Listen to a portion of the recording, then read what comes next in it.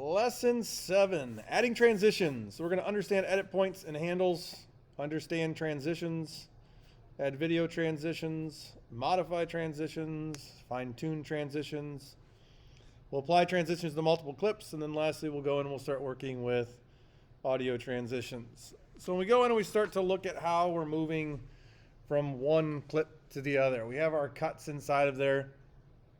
And most of the time we go through and we first start working with them, we end up with jump cuts. So one clip just ends and we immediately kick into the other one. Now the nice thing about it is if we go and we start looking at the transitions, this is a spot where we get to go in and we can add ourselves in a little bit of creativity as we move to each, from one clip to the next clip and on from there. So we can essentially animate certain elements that are in there. Now, why is it that we go in and ultimately use these? Well, the big thing with it is it helps us tell the story. So when we start talking about things from a narrative standpoint, why are we choosing that transition? What is that transition trying to go in there and indicate to us? So when we start looking at transitions that are available inside of here, we're looking at dissolves, we'll look at page wipes, dips in color, crossfades. These are all ways that we can smoothly join two clips. Many times clips of entirely different natures. Now we go through and we start working with transitions. Now they are really, really easy to add. The thing with it though is that if we just go in and simply throw them in there, throw them in there, throw them in there without thinking about why we're putting it in there and what exactly the audience is going to get from that transition, you're going to find that it has the ability to actually distract from what it is that we're doing. So when we start thinking about transitions, transitions are actually kind of an art form to it. So it is a major part of the narrative, it's a major part of what it is that we're telling in the story. You can think about not only your transitions that are available inside of here, but don't forget about the fact that there are also ways that we can use the way that we shoot things to allow those to work as transitions. Things coming really close to the camera to black out the camera. When it comes away, pulls away, and all of a sudden we're able to see a whole new action going on inside of there. So when you start thinking about transitions, don't think about transitions just strictly as what transitions are in here.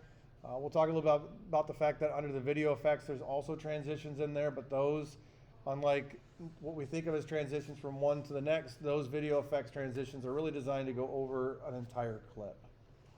So don't be confused by the two of them, but do know that they are also available inside of there. Now as we go through and we start to think about, make sure that what we're putting in there is intentional.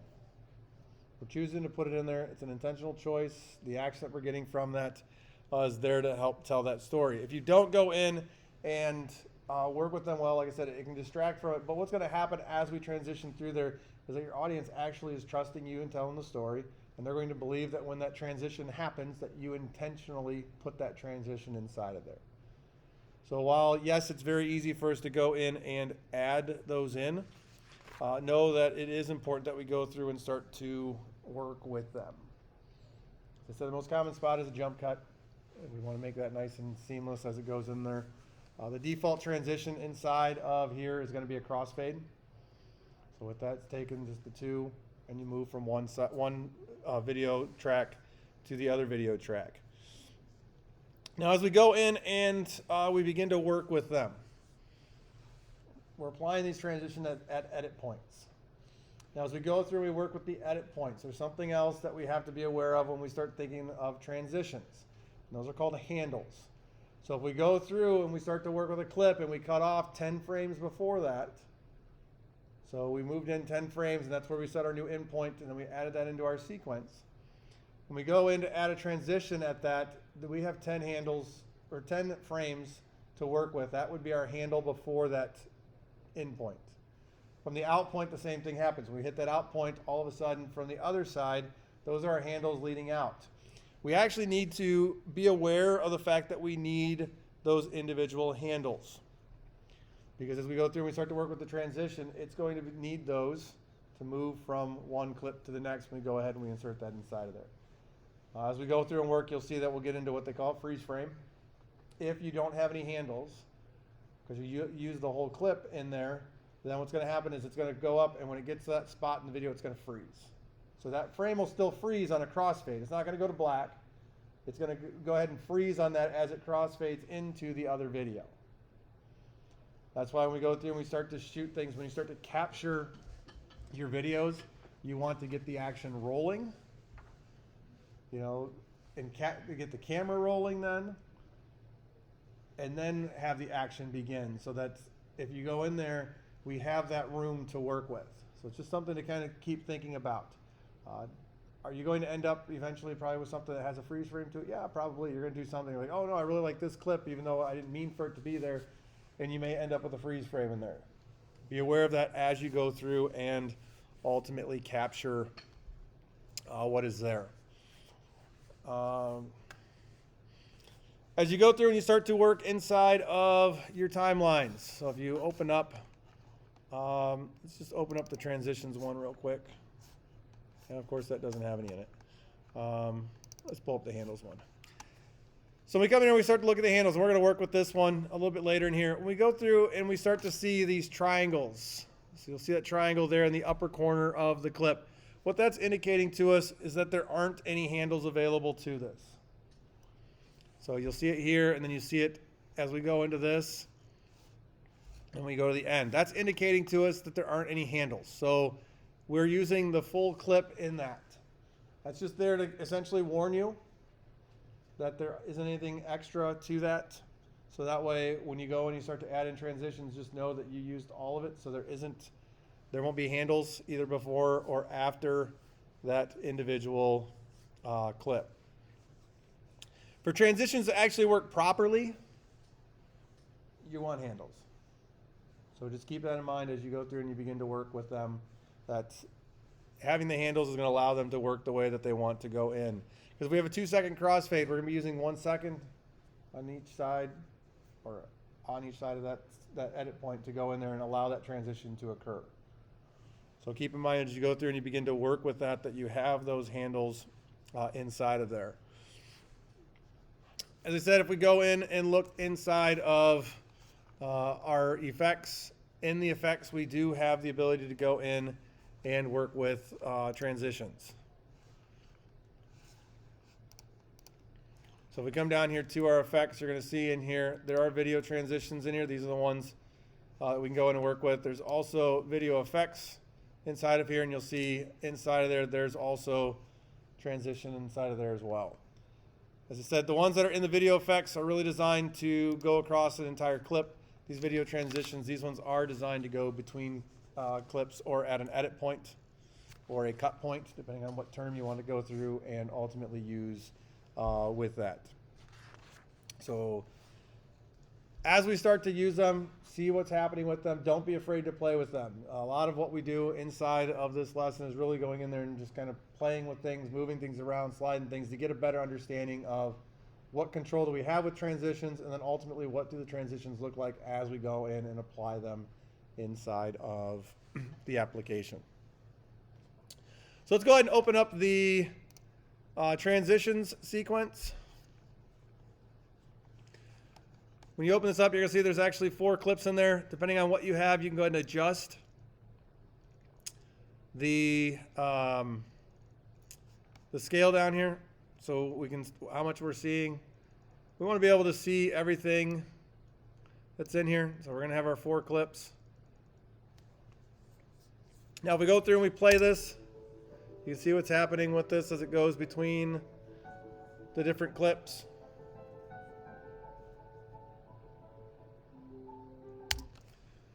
So each one of these edit points, remember we can navigate our edit points by simply pressing the up arrow or down arrow, and it will jump to those edit points. So as we go in and start to work with this, let's go into our video transitions, and inside of here we have dissolve. So we're just going to come over here to our effects panel. We come in here to dissolve, toggle up disclosure for them. And inside of here, we see one in here that says cross dissolve. You'll see the blue box around that. Any ideas what that blue box is? That's your default transition. So if for some reason you apply something into it, or you thought you applied the default transition, and you are expecting the default transition to be dissolve, if you come in here and check and that blue box is somewhere else. Somebody's gone in and changed your default transition. So with that, cross dissolve is the default inside of here. So we're going to go ahead and we're going to click and drag that out here to the edit point between the two. Now, as we go into work with that, what you're going to see on here is we actually have the ability to place this in 3 different locations. We can have it set here. So now it's going to be the whole transition is going on that first one. We can go ahead and split across it, or we can go ahead and bring it over and allow it to play on the one that's coming in. Now we talk about coming in, going out. A is the one that's there first. So that's the one that's actually going out. B will be the one coming in. So when we get in and start working with that, you're going to start to see we have an A and B control. So with that, we're going to drop that right there on that middle point. Now when you see that, you're going to see that we get this cross dissolve that shows up on here. Now we can place that in that location. If I undo that, we can also go in and we can place a cross dissolve at the beginning. So as we went in and we started to work with this, if we drop this one here at the beginning, now what's going to happen to that is you can see it's going to go in there and it's playing on the first portion. So essentially what's going to happen is it's going to come up on black. That's just what your background is of the sequence. So that's what we're going to see come up on to that. If we go ahead and we drag one to the end, what do you think is going to happen to it then? It's going to fade to black. So the same thing. So it's leading coming up. And then we get to the end there. It's going to fade itself back out to black. So that allows us to go in and control what we have with that overall effect. So as I said, it's going to go out to your sequence, which is going to go to black. If we go through and you can play it, or you can go ahead and scrub across there and you can see exactly what begins to happen with that as it goes out. So instead of having that abrupt cut, it allows it to go in there and smoothly blend itself out and go back into black. So it's a way you can start, it's a way you can go through and end what is inside of there.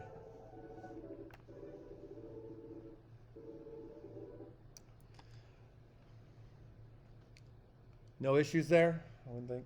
Okay. So the other thing we can do is we can start to apply those then in between clips.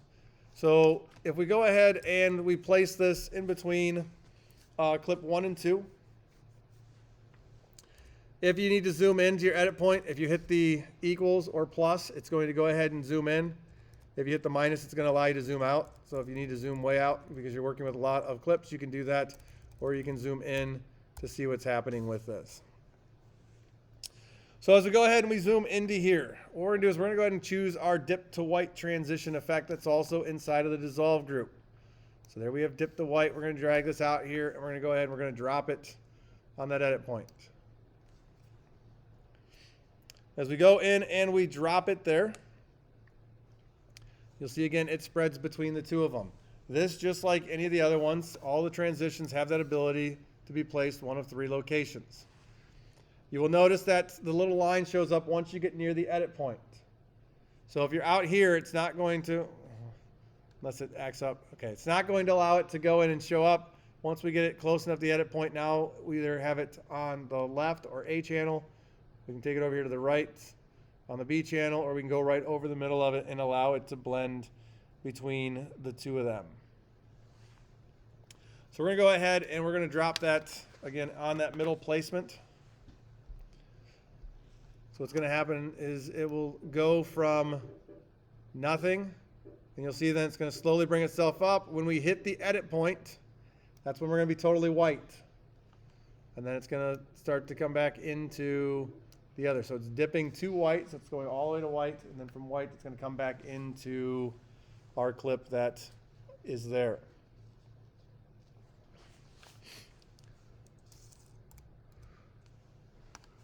Go ahead and hit the minus key, which will allow me just to zoom back out, because we're going to move into another edit point. So let's go over here to 2 to 3. And inside of our video transitions, we're going to come in here and begin to work with a push transition. Now the push transition is actually inside of the slide. So we go ahead and we bring that out to here. We want to go ahead and put this on that edit point between 2 and 3. It's going to allow us to start to see what's happening with that. So you'll see it comes in there and it slides itself across. So it's coming in there, it's set, and it's pushed over to it. Now up to this point, we've simply been dropping these into a location.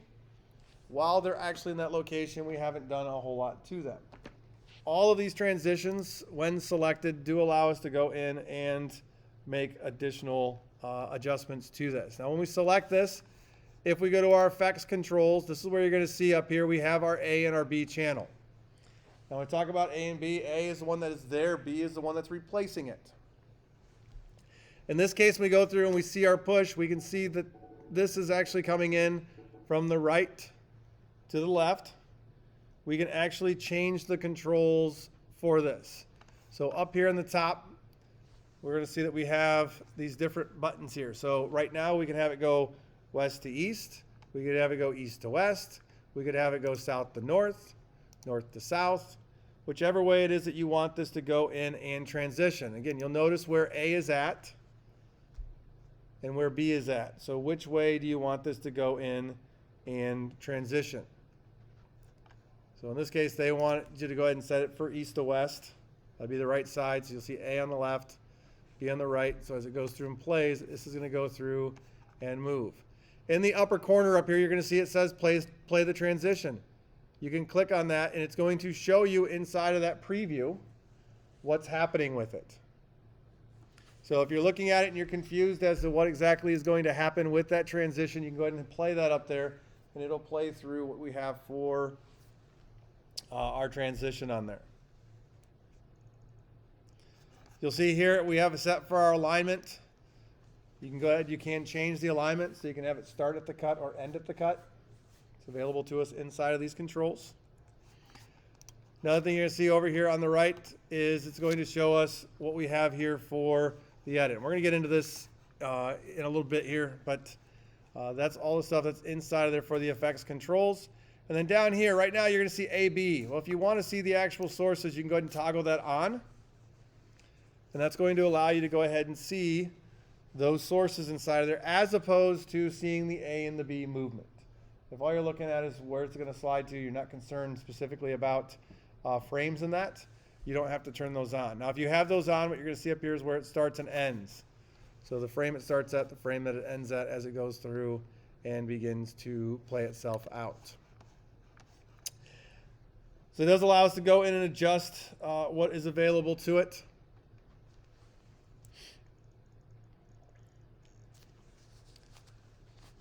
So now if we come out here and we start to look at it, I can scrub here and we'll see what's happening with the frame. So where does it start at? You'll see here, there's the frame. Notice how it matches up on the left side. When we see the end, when we get to the end of that, you'll see that there's the frame that it ends at.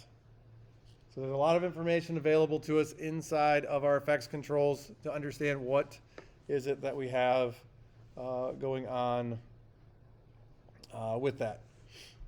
Now if we go over here to our effects, we have 3 and 4. Let's go ahead and go into our 3D motion group. It's going to be all the way at the top, and you'll see there's one in here called flip over. Let's go ahead and let's drag that out, and we're going to drop that on the edit point here between the 3rd and the 4th. And if we drag out, we're going to see what's starting to happen with this. So there's our flip over effect to it. Now when we see this across the top with the red, it's dealing with what's rendered and what's not rendered. So with that, just be aware that depending on what you have, it may or may not play. If you go ahead and hit enter, which is what I just did, what's going to happen with that, it's going to go ahead and it's going to adjust that transition so the transition will play like it normally will. There we go. So it allows it to run through. Just keep an eye on the top so you see what's going on. The red's telling you it needs to be rendered. You may end up with issues playing it. In this case, I was able to scrub through and it was still working. So just keep aware of that. Remember, hitting enter will allow you to go ahead and render out what is there. So now once we go and we place in our transitions, what happens if we want to change transitions? Can we change transitions? Of course we can. So we're going to look at replacing ourselves an existing transition effect inside of here. And I'm going to go ahead and save this just to make sure we don't lose anything. So we have inside of the slide, there's also one that's called split. We're going to go ahead and take this split transition and we're going to move it out in place of the transition that we have between 2 and 3, and that's the push that we had out there before. So let's go ahead and click on that. We're going to drag this out here. We're going to go right over top of the transition point, or the edit point between the two, and we're going to let go. And you should notice that push becomes split. You're also going to see across the top then that we now have that red from a render standpoint. So we can see what's happening with this. So you'll see here it comes in and it starts to split that A channel and slide itself out, so we see the B channel revealed behind there. Now there are additional things that we have control over. So if we come in and we click on this for the split, inside of our settings over here, we have the ability to go in and add ourselves a border. So it says border width. Now as we come in here, we can click on that. It's blue text, so we can actually slide that up as high as we want. We can also click on it to where it's highlighted, and we can key in a value. So in this case, if we go ahead, not 70, 7.0. So what's going to happen with this is now when we go through and we start to look at it, we can see here there's a line then that's between those. So as it goes in and creates that split, we're going to have that line working its way out. Now as we go in and this line begins to move, it has motion to it. If you were to allow this to go without turning on anti-aliasing, what would end up happening with this is there's a potential that that line is going to kind of flicker. It's going to bounce as it moves. So we want to make sure that we go ahead and we turn our anti-aliasing on, and really on this medium's the safe one. It's right in the middle. High is just going to add, essentially when you think about it, it's almost like a blur effect. So now as this goes into the move, it'll actually have pixels ahead of it that are changing color already. So that way it doesn't, again, it has that ability to flick, bounce, bounce, bounce, bounce. We don't want that. So as we go through and play it, you'll see now as it moves, notice how it's essentially it looks like it's got a blur to it. So that's what it looks like with it on. This is what it looks like with it off. So you see how it just kind of bounces? So we don't want that to actually be happening. So that's where we'll go and we'll turn this on. So now as it moves, you see it's got a better slide to it because we're going from full opacity into essentially into what would look like a blur for that. So now that we go through and we have that, you can play through that if you want to see what you have for the overall result. Now if I go back here before it and hit the space bar to preview it, this plays very well. If you start playing it and you find that it's choppy, it's especially on your own personal machines or if you're working on a laptop, then you will want to go ahead and hit return. Remember, return is just going to allow it to go ahead and render. And then with it rendered, now you'll see it when it gets to the split, this will be a nice smooth transition to it. So depending again on your machine, you may need to go ahead and render those before you go through and adjust it. Now I talked a little bit about what we have as our default transition. Well, what happens if you want to have a different transition to that? Well, we can go ahead and we can fix the duration to that very easily by going in and going to our preferences. Now, if you start to look at default on these, is probably set to a second or close to a second. So we need to go into our preferences, and then inside of here, we're gonna come down here to our timeline. And this is where you're going to see our durations. So video transition is set to 30 frames. Typically, that's 1 second. What we also will see in here is if you want to work on it based on seconds, so you don't have to go in and adjust that, you can go ahead, you could change it inside of here.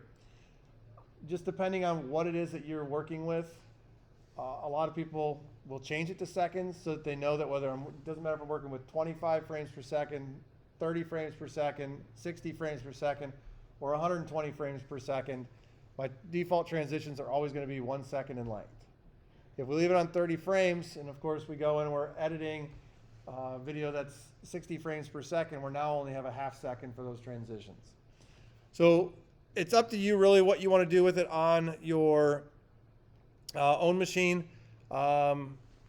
With this one here, didn't look at our frame rate for this one, but if we're at 25 frames per second, we're running 30 frames, and of course we're running a little bit over a second. If you want to change that, you can. So let's go ahead. We'll just set it to seconds, and let's make it so it's 1. There's our audio transition. By default, it's set to 1 second. And then if you're going in, say you're working and creating slideshows, this is where you can come in, you can fix that. So you'll see still image default duration. So anytime you place a still image inside of the application, it's going to go to that default length. So if you start to find, like, why isn't this longer? You don't want to have to sit there and drag those all out. Then you can go in and you're able to set those. Maybe you want them to be at 8 seconds. And then you're going to have 1 second transitions between them, so that way we know we're seeing it for over 5 seconds. This is an easy way to make a slideshow. So if you get into that, people send you all kinds of images. You scan them in. You throw them in here. You make $500, and it takes you all of about an hour. It's pretty good money.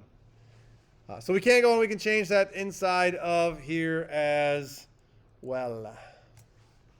So I'm going to go ahead and set that to 1 second and say OK. Now we've gone in and we have adjusted the transitions. Now as we go through and work with this, that did not change the duration of any of the other transitions that are out there. So just because we went in and we changed that, even if we apply the default transition to it initially, by going in and changing the duration of that, it is not going to change the duration of any of the transitions that are currently inside of your document.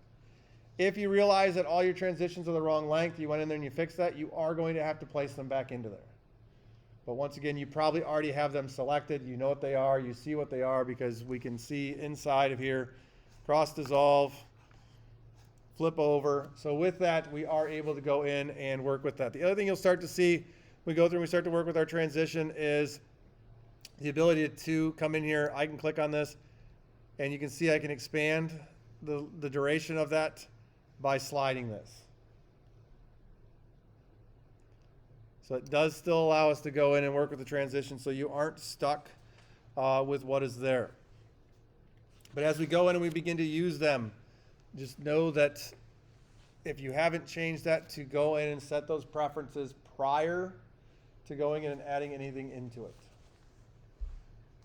Now we do have additional capabilities, and we'll look at how we can go in and make additional edits to our transitions. That's when we get into dealing with fine-tuning transitions. We're really looking frame by frame and sliding that around so that the transition happens exactly where we want it to actually be at. Now, as I said, you can go in, you can also apply these to still images. So as we go through and we start to work with them, if we go through and we start to apply them, you know, right now we've had all of 4 clips. Really easy, not time consuming, not labor intensive to go in here and have to place in between there. But like I said, what if we have 100 images that are part of a slideshow and we want to go in and work with those? Well, we can do that a lot faster by using the defaults that are available to us and allowing us to go and essentially automate the process of placing the transitions in there between all of the clips. We go back over to our project panel. There's this one here called slideshow. Now, if we go in here and we play this, you'll see it's just going to go in here. It's going to bounce between all of these images of the eagles. If you don't want to be hearing your audio as you're scrubbing in that, you can go ahead and click the mute button. If you look on my audio 1 track, you'll see there that I muted the audio. So if you don't want to hear that, especially when you're sitting here scrubbing to look at stuff, just go ahead and click the mute on there. It's something that I do rather regularly, especially if you have headphones on and the popping and crackling as you sit there and move it isn't the best thing to be hearing. So we've gone in and we've played it. Now we're going to make sure we zoom out far enough that we can see all of our clips. And that's because what we're going to do is we're going to go in here and we want to be able to select all of these. Now I have this expanded up high enough here to where I can see most of the thumbnail. If you go just between video 1, video 2, we can go ahead and we can slide that up and down. So if it is stuck on the normal, which looks like this, where we can't actually see the images, we're just going to go ahead and come in here and go ahead and you can make that as tall as you want to make it so that we get into this and have the ability to see what is in here. We don't need to worry about right now the effects badges and stuff that are on these, indicating that other stuff has been applied to these clips inside of here. So what we want to go ahead and select these. Now, could I come in here and click on one,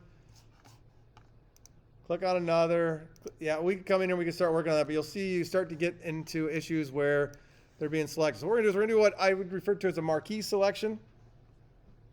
You just simply have to be touching the area. You don't have to go in and make sure the whole block is. You just need to touch that. So those will all go in here and be highlighted. Now, if we go through and we apply this right now, it's only going to apply default transitions to the video tracks. If you want to go in and apply this so it goes through all of the clips, including the audio, we then would want to go ahead and click, drag down, and get down there and have the audio selected as well. So let's just go ahead and select all of this. And you'll see after we go in and select this, we want to go ahead and apply the default transition to it. So under sequence, we're going to come in here and you're going to see it says apply default transitions to selection. Now the other thing you're also going to notice as we look up there, we see apply video transition, apply audio transition. So if we're going in there, we can apply it just to one area. In this case, we're going to say apply default transitions to selection. And then what you'll notice inside of there is that between each one of the images, you now see that cross dissolve that goes in there. The other thing you're going to see, if you looked at the end of your audio clip, you'll see that the length of that, I think it's constant power is what's the default inside of there for the audio. With that, it just reduced the length of it. So now it's actually going to come up and on the music. We're going to transition through there, and then it's going to go down onto the other. So I'm going to undo my mute this time so we can hear it. If we play it, let's see how it comes in. We have that nice cross dissolve going from image to image. We had those all set to 1 second. So all of those are consistently going to be played as 1 second. And then the constant power crossfade is what we have for the end of it. So you'll hear it go down. There it goes down and drops itself back off. So those are all of your ones that are inside of there at this point. So if we were to undo those transitions that we just placed in there, we can jump back to the fact, and this is where you can see that the constant power at the end is a longer transition. You can see by hovering over top of it, the tooltip tells us that's got a duration of 3 seconds. So there's a 3 second fade out on that. So let's go over to our effects, and let's just kind of jump into here and just choose any of the transitions that you want to go out there and apply to it. I happen to be on split, so I'm going to go ahead and put that one in there. So here's where we have that split transition that's inside of here. And let's go ahead and I'm going to select my transition that is there. Now that I've gone in and actually selected this transition, what we can also do with this is we can go ahead and maybe I have one clip or one transition I want in here. I don't want all of them to be the same. I can actually go ahead and I can click on that. It's selected, and we can copy that transition. And then we can go out here and ultimately go in and select additional clips. So we'll go ahead and we'll select those, hold down Command, draw another selection around them. Now you'll notice a little bit different when we go through and we drag this. What do you see when we go through and we drag this? At this point, instead of selecting clips, we're selecting edit points. So you'll see instead of us having the white box around the individual clips, what we're going to have is we have the red lines between there, which is indicating that we've just gone through and we've selected the edit points. So now when we go in and we paste, we're going to paste in whatever transition we had just used into each of those edit points. So this is an actual really good way when we go through and we start working with transitions, especially if we've gone and we've made edits to them. So if you'd gone in on that first one and you've added a stroke in that, and you don't want to have to keep going in and dropping a transition in, then change the stroke, drop a transition in, change the stroke, we can apply that all to that. So if I were to undo that and simply come back in here and come up here and say I want a border width of 5, I want to go ahead and set this, the anti-aliasing, to medium. So it's on that one there. So we see the border on there.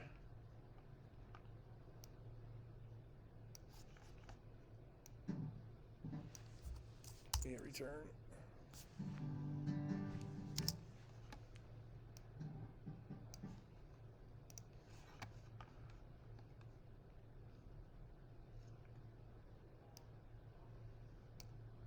I don't know what they have this set at, but I'm not getting, border's not showing on there. But you can add in the effects to it, and the border should be showing up on there unless, again, I don't know the dimensions of this. But if we have that set, we go and we put a border on it, we have the color, and we have the anti-aliasing on. We don't have to go in and do that all again. We can actually copy that. Then by holding down Command, we select just the edit points, and then we can paste that effect into there. So it's not rendering out on the first one, but it's showing up, of course, on the other ones. So you can see how that goes in there and begins to work. But this just, again, allows us to go in and work with this and create modified transitions, custom transitions, essentially, that we can then copy and paste into those other areas. Now, as we go in and we begin working with it, we looked a little bit inside of our effects controls for our transitions, and that goes into what we talk about on A/B editing mode. So allowing us to look at what's going on, what are the frames that we start with, what are the frames that we actually go in and end with. Now, the best part about it is we can customize all transitions inside of Premiere Pro. So any transition you place in there, we have the ability to customize placement of it. It doesn't have to just be always right over the middle, at the beginning, at the end. We can change the placement of that. We can change a bunch of different settings related to each one of them. So let's go back over to the transitions one that we were working with earlier. And let's go ahead and get into that clip between the second and third clip, or the edit point between there. So when we go through and we start to look at what we have, remember we can use our arrows. So this is the between 1 and 2. So we're going to go in here between 2 and 3. This is that split transition. Let's go ahead and let's select that split transition. Now once we go through and select it inside of our effects controls, we can see what's going on up there.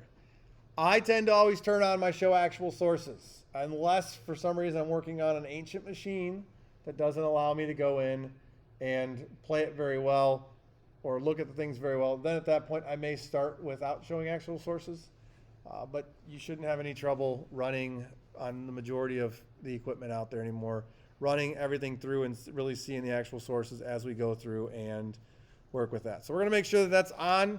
It will be important for us as we go in and begin to work with what is here, because it's actually going to allow us to see better what's happening inside of here. So as we talked up here at the top, we do have the ability to change our alignment. Now what happens if we change that to say start at cut? You'll see over here on the right, what's going to happen with that is that transition is going to start at the cut point. Now what does that mean? That means that where we go through and we start playing off to the right, that we need to have handles at the beginning of clip 3 and handles at the end of clip 2. Now we know that we have handles, and at this point we're going to assume we have enough handles for this to go through and play itself out. So as we go through and look at what happens as we bring that in. So we come up, we hit this point, and then there goes the split as it plays itself out. So that goes through if we go in and we set that up at the start at the cut. If we go ahead and we have it selected and we change that to start or end at cut, it's going to go through, it's going to play on the first part. Now this is one thing to be careful of when we have multiple transitions playing in shorter clips, is this transition is just going to finish up playing and we're going to jump right into the next transition. Could that work? It's possible. That's part of the story that you're telling. Remember, it's all about being creative with it and telling a story as we go through and work with our transitions. So let's go ahead and put that back, jump that back over here to start at cut. And then what we have up here at the top is we have our duration. Now as we went through and started to work with this, seeing that our duration is 106, that was 30 frames, remember? So we know that quickly by looking at this, that this is actually 24 frames per second is what this is shot at. So we're going to go ahead and click inside of our duration. Just like anywhere else in our timeline, we can go ahead and just type in 300. Once we type this into 300, you're going to see that if I hit tab or return, it's going to go in there and change it to show us our zeros, our 300, which is actually 3 seconds. So just get used to that as we go through and start to play with that. And then you'll see there's a little bit of a change as we go through and look at our transition. So you'll see what's happening with that transition down here. You can see how long that transition is now for the split, and that we have that going for 3 seconds on there. So as this goes in here, you'll see the split start to go. So it's a much longer split. It's going to hit just at the end, and it moves right into that flip over transition. So as we go through and we start to look at this is another way that we can be creative as to how things go and play themselves out.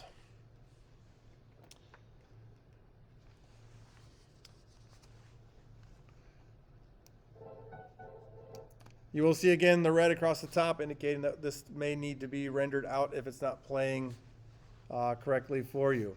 If you were to go ahead and once we place this at least, you'll see that based upon the clip and based upon the transition, you're going to see the alignment goes to custom start, and that's because it actually goes through and reaches beyond the beginning of the next transition clip. So when we go through and we start to work with that, they shuffled the start so it doesn't go through and hit that point. Because remember where we had this set, it was actually set at the beginning of the clip or start at clip. It had to push it over because otherwise what would have happened is it would have ran into that other transition. So if you start creating stuff and you're trying to put a transition that goes in and hit something else, it's going to still move that. They still know that you want a duration of 3 seconds. So instead of having that go and hit the other one and then cutting off the end part, it automatically moved that over to address what was there. So there was the edit point that we had. So you can see it moved it over a few frames to account for the space that was being taken up by that flip over transition. So as you go in and begin to work with that, just be aware of what's going to happen with that. Now up here, as we start to look inside of this, we have the ability to look at our timeline here. Now if you can't see all of it, down at the bottom of it, these are little handles which allow us to go in and play with the scale or what it is that we're able to view in here. So see, we can either make it smaller or larger. As we go ahead and bring that out, we can then see what we have for our edit point. Now, this is the same playhead. You'll see if we move that, what's going to happen down here is that it is also going to move the playhead inside of the timeline.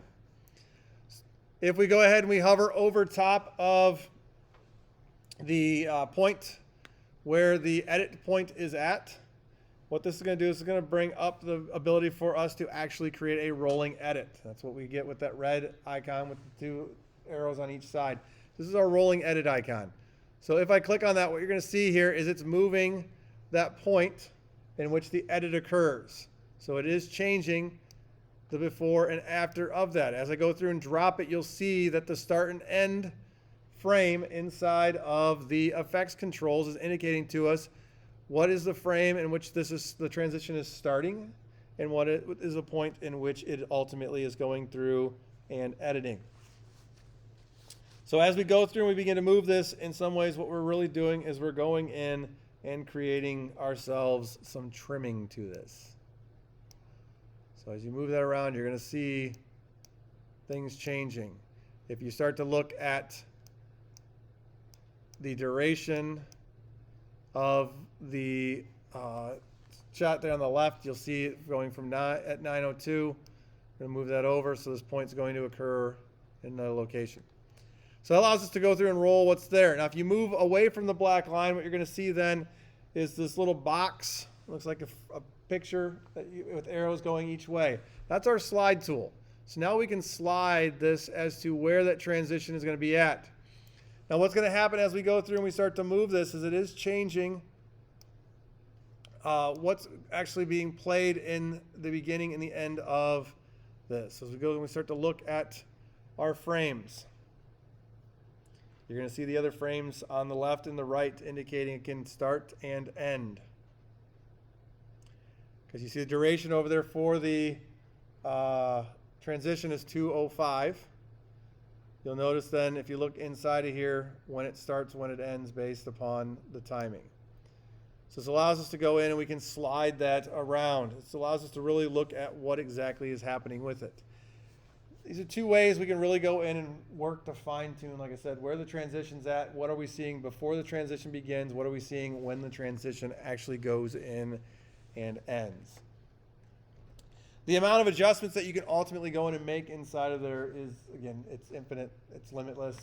You can go in there and really push it, so it's a frame by frame adjustment that we can make.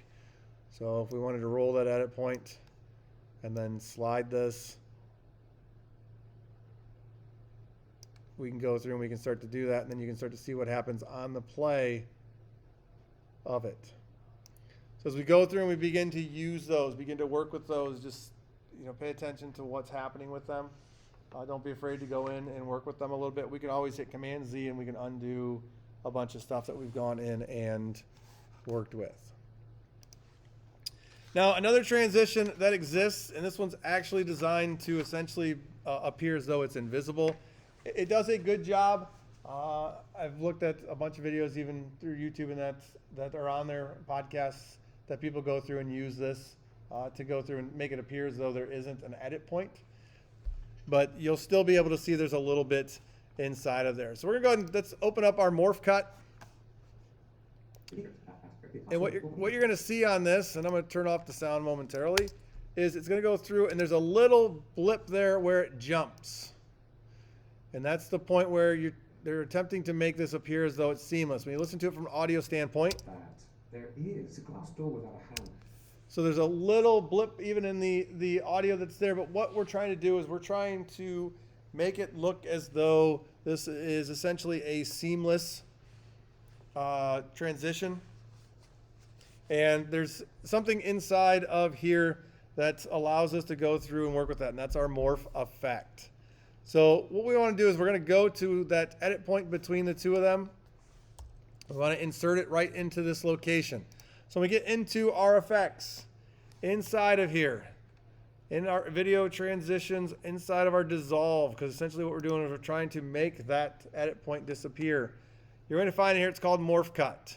Now as soon as we bring this morph cut out here and we drop it on that edit point, it's going to begin to analyze. Depending on the speed of your machine, depending on how much it's trying to go in there and process, is going to play into how long this is ultimately going to take. Now in this case, it went through and it processed it fairly quickly. We can play it. There is a glass door without a handle. And what you're going to find as it goes through and plays, though, is that you may see that it slows itself down because once again, we have the red that's up there. I'm just going to hit return. As I do that, I'm just telling it to go through and render what's inside of there. So now when it plays itself out, there is a glass door without a handle. So what ended up happening with it, you can see in this case, it looks like it slows down. It's trying to blend the frame before and the frame after that. Now, if we come into our morph cut, you'll see that we have the ability to go ahead and change the duration. So if you double click on it, you're going to get this set duration that's going to show up. Well, right now this is set at 1 second. That's why you see that going slow, because it's going 1 full second. We don't want it to play a full second. We're going to cut this down. In this case, they're recommending 16 frames. You may be able to cut it even more than that. Maybe you go to 12 frames, so it's only a half second that you have in there. Maybe you could cut it down to 6 frames. Just really, for me, it's run it, adjust it, run it, adjust it until you get what you see to be kind of that seamless setting to it. Once again, I hit return so it'll render it, and then we can go ahead and play it. What I've discovered is that there is a glass door without a handle.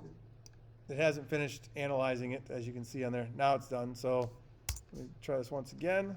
Play it. What I've discovered is that there is a glass door without a handle. So you can see the difference, and it doesn't slow as much down as it did before. We can also see with that transition, since it is loaded up here in our effects controls, there's the change to the duration to 16 frames.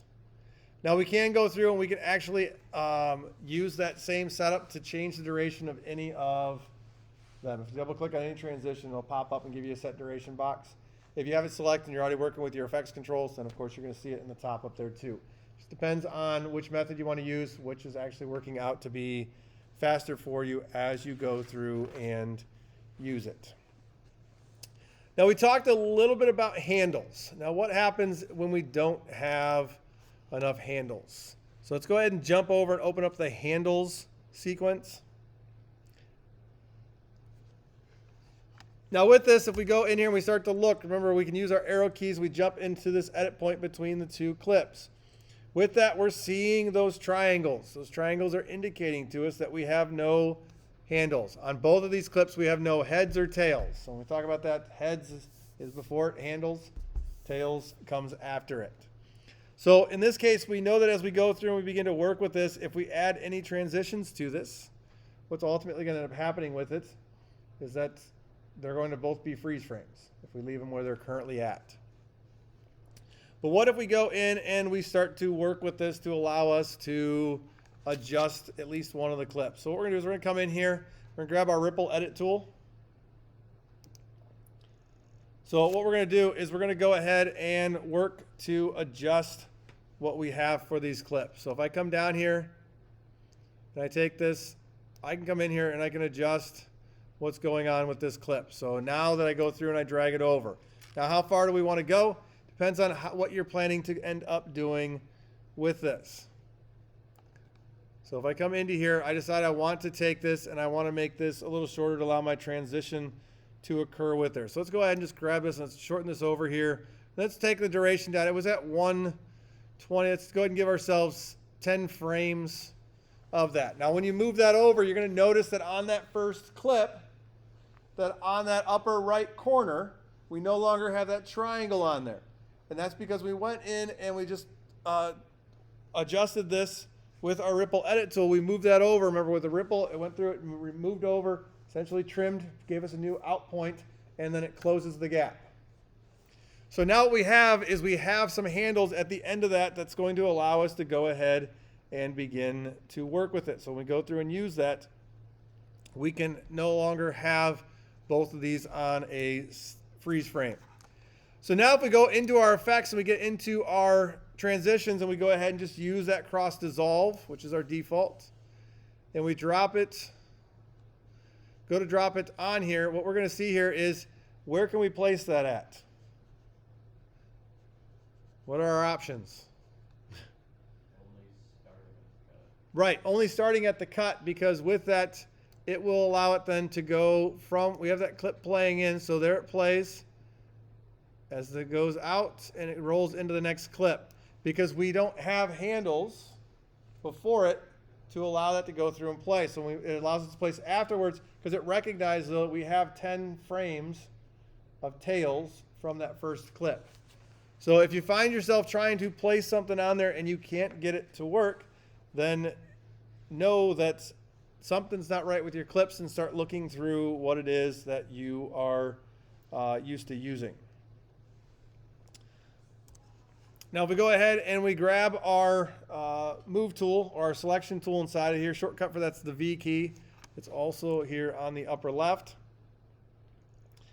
If we come in here and we select that cross dissolve, what we're going to see on there is we see up in the top that transition. Now what happens if we change the duration of that transition? So I have this set right now at 13 frames, or that's what comes in there based upon where we ended up dropping it at based upon what was available to us. So let's come up here into our effects controls, and what happens if we change that to 1 second and 12 frames? You're going to see that there's a change to this. Now what that change is indicating to us is that we don't have enough handles. So we're going to see these diagonal lines up in there. What's going to happen then is that's actually going to go in there and it becomes a freeze frame. So you'll see here's the cross dissolve starting. Remember we moved approximately 10 frames. Once we get past those 10 frames, watch that background image. What happens to it? It stops. So it's going to freeze. Because it goes in there, it's not going to go to black. It doesn't want to do that because then you're really going to see the transition occur in there. Just know that if you apply a transition to somewhere that you don't have enough handles, it's going to freeze. As a designer, as somebody working the application editing, just know that that's going to happen. As long as it's not distracting as to that effect, a lot of times because we have motion, motion is going to take over control, motion is going to draw the focus, your audience isn't going to even, a lot of times, pay attention to the fact that there was a freeze frame in there. Unless it's there too long. And then it's possible that they will notice that it's there. But you'll see it goes up in there, and if I go through it and were to play it, a lot of people aren't going to actually even pay attention to that as long as you're dealing, again, with the focus enough.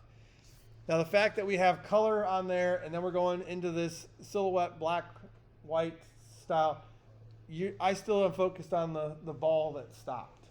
And that's just because, again, we're looking at it, it's the brightest. That's what's going to grab the focus. So as we go through to use it, know that we actually have that freeze frame that's going to be inside of there. If we go ahead and we change the alignment of that to center it at the cut, then what we have here is we have freeze frames on both sides because there's not enough heads or tails between the two clips to allow that to play. So you can see it's going to come in here. So when this one is still transitioning, the A is transitioning, but B is on a freeze frame until it gets to the edit point, at which point now it allows that one to start moving, and then you're going to get to the freeze frame on the other clip going out. It will, of course, warn you of that because when you see those diagonal lines or the slashes or whatever you want to refer to them as up there, it's indicating to you that that is a location in which you have a freeze frame. So there's many ways we can go about fixing what we have for a freeze frame. The most common one that people just go in and choose is they're going to go in and they're going to edit the transitions. They're going to change transition length. The other thing we also have the ability to do is we can start to work with these clips and we can edit portions of the clips. We can go in and begin to move that to, we can go ahead and continue to move what we have as our point for the edit itself. So we can go ahead and we can ripple on our other clip, which is going to allow us then to take and the transition, then we'll give ourselves some additional handles for it. So as you go through and you start to work with these, what is it that we're trying to do with that? We bring this in here. What happens to that? Now, as we start to make these changes to it, we start to adjust where our handles are at. Now I can't go any farther that way with the trim because of the fact of what is there. So when we start to look at this, not only can we go in and edit the clips, can we shorten the clip? I mean, we could certainly come in here and decide we want to shorten a clip. So once we shorten the clip, you're going to see that we get additional handles. If we select our transition here, now you'll see there's fewer portions of the handles there.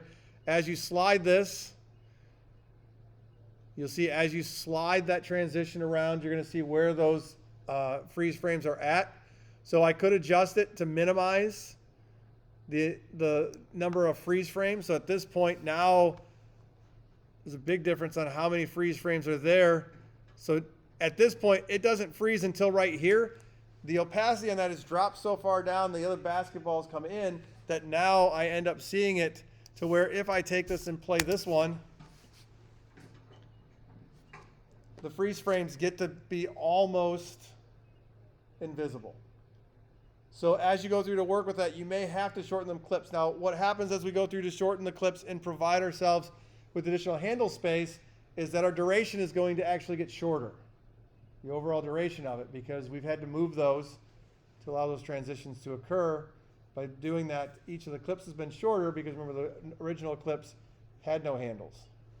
So as you go through and you begin to drag those around, slide those around, and work with those, just know that your duration of what it is that you have in there now, the final rendered piece, is going to be shorter.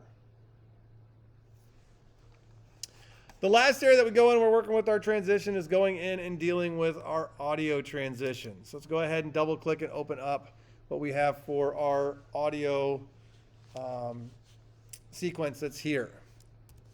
Once again, if we take this home, we go ahead and play it.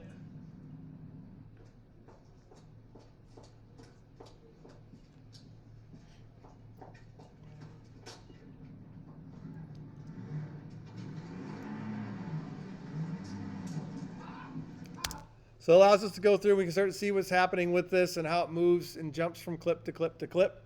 But as we go and we start to look at what's inside of here for audio transitions. Now as we start looking at the type of crossfades that are in here. So when we get into our effects, I'm going to go and toggle close our videos. And let's look at our audio transitions. You're going to see all we have in here is crossfade. As we start to look at these, what we have is we have a constant gain. So in this, it's actually set. So essentially think of this, it's constant as it begins to move between the clips. So there isn't any really, there might be a little bit of a dip that you notice inside of there. Constant power goes, it's smooth gradual. So when we go through and work with it, just think about it from a linear, going from bottom to top, nice diagonal. It's going to be consistent all the way through there. And then exponential fade allows us to actually have a fairly smooth fade between the two. So when we start thinking about curves, it slowly goes in, hits, and or slowly goes out as it goes in and begins to move from them. Now we can go through, and of course we can drag and drop an audio transition right on the edit points. We can also go into it and apply the default to it as well. So let's look at how we can go about putting in our transitions. So we have our audio sequence that's open. We've played through it. We have identified where the actual edit points are at inside of there, so we can see where they are as we move from one clip to the next. We have a couple different edits inside of here that we haven't discussed up to this point that are covered in lesson 8, dealing with our J-cuts or J-edits that we go through and work with. So inside of here, let's go into our audio transitions and go to our crossfade group and grab the exponential fade, which is going to be the bottom one. And we're going to take that all the way to the end of our sequence. So just like before, as we go through and we start to look at it, we have the placement to where the transition either ends at cut, starts at cut, or in this case, or centered on cut. And in this case, we're going to the end. So we're going to place that off of the end of this, which is going to allow it to go through and play itself down. So that we can drag and we can drop them on there. We can also go in with this, and if we wanted to place one, if we went towards the beginning of it, and we go ahead and we right click on the exponential fade here, we can, or the beginning of it, we can go default transitions. So that's the constant power. Now if we wanted to go ahead and do the exponential fade, which will bring this up slower at the beginning, we could place it at the beginning. Our constant power tends to be one that we use to allow itself to work down. That should be at the end.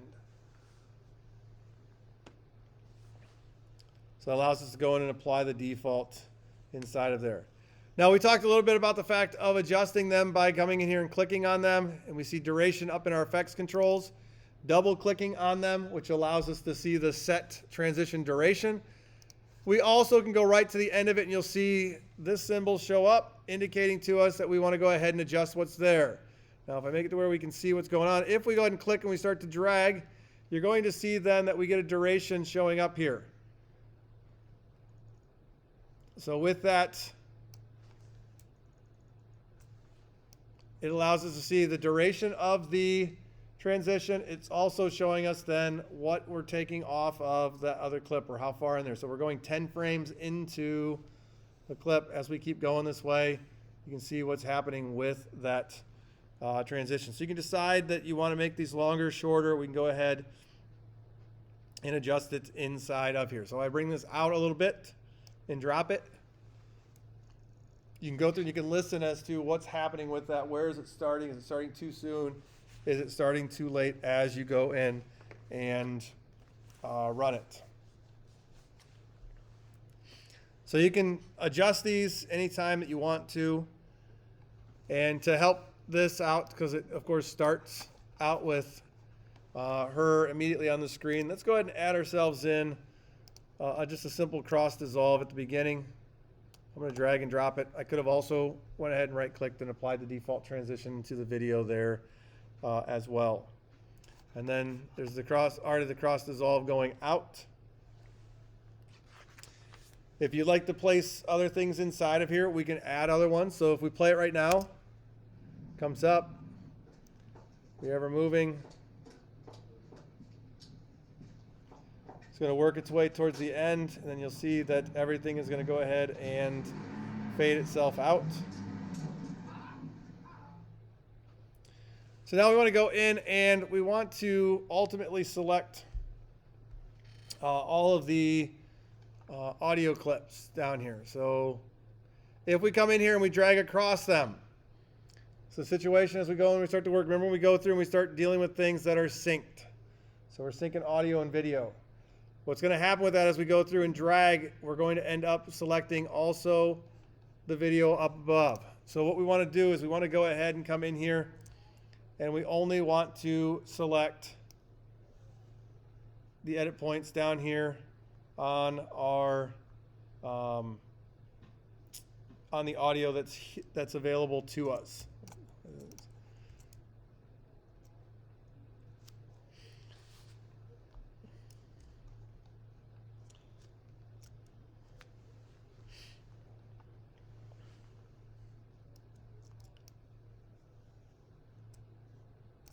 Well, is it not gonna?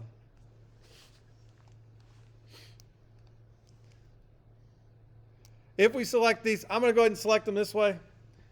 And I'm actually going to go in here to my sequence. And I'm going to apply audio transition. That's going to go ahead and apply it that way. On selecting them, as we go in to select them, if you're not selecting each one of them, then what's going to end up happening with it is you're going to get, if you apply just default transitions, it's going to apply to all of them. In this case, I'm going to select them. And then just go ahead and choose up at the top, sequence, apply audio transition. That will apply the default ones to it. If we go back to home and go ahead and play it.